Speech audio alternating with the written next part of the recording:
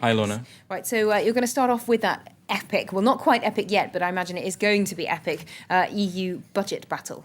Well, I'm going to go straight to Süddeutsche Zeitung. The Germans are the powerhouse these days in Europe and in the EU, and it's headlining EU budget negotiations deadlocked.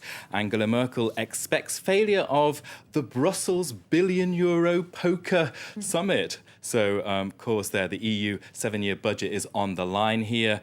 Leaders are speaking of deep divisions and, surprise, surprise, Lorna, there is little hope of an agreement. Indeed, that's what many people seem to be saying this morning. Meanwhile, you've turned to a publication based in Brussels itself, where those negotiations are happening, to see its editorial sort of from the front line, so to speak. Well, the Economist Group has a paper in Brussels called The European Voice, which sort of captures the feel of what is in the minds of Eurocrats. And there you can see the headline in the editorial of The European Voice today: there should be reforms as well as cuts.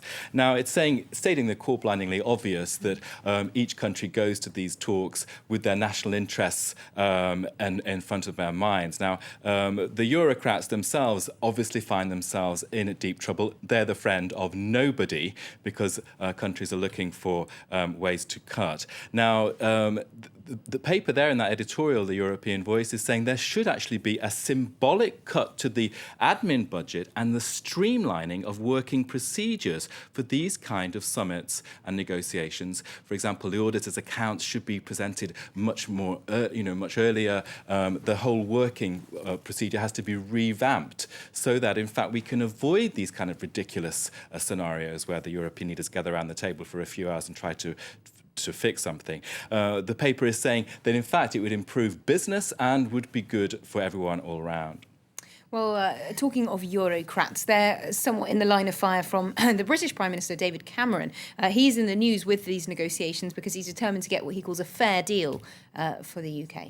Well, in the British press, he's attacking all the 40,000 staff in the bureaucracy in Brussels. That's very much target number one for the Conservative Brits. Now, all Conservative prime ministers have a bash at Brussels at some point, and this is picked up by the Daily Telegraph in its cartoon today, which is showing the consequences of that, which is, again, Britain is not really round the table, is it? And what you can see in that picture is David Cameron waving his papers saying, I want my money back, that kind of British Thatcher obsession. And what we've got is, in fact, the table is just pushed outside the glass of the building, and he's hanging precariously off. If you look closely, you can see, well, maybe he will actually fall into the street and disappear, and the 26 others will be probably a bit grateful about that.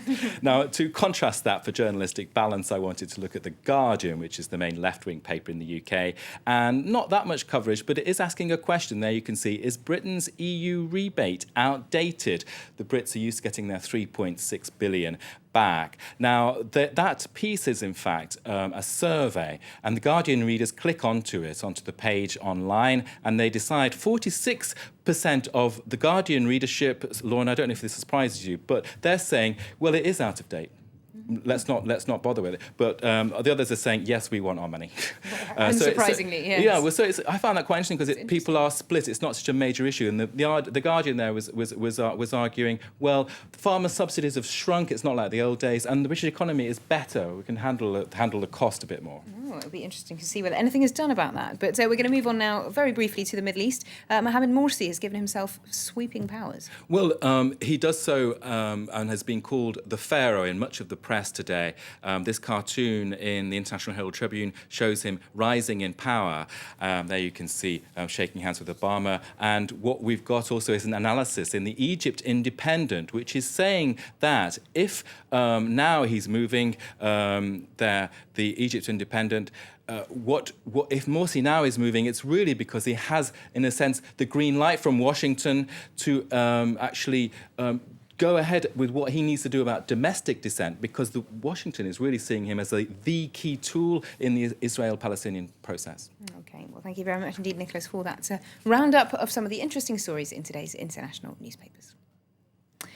Still to come here on Live from Paris, after a short break in business news, we'll be looking at a financial scandal at the heart of France, one of France's best-known universities. Plus, we'll, of course, have all the latest on that EU summit. Don't go away.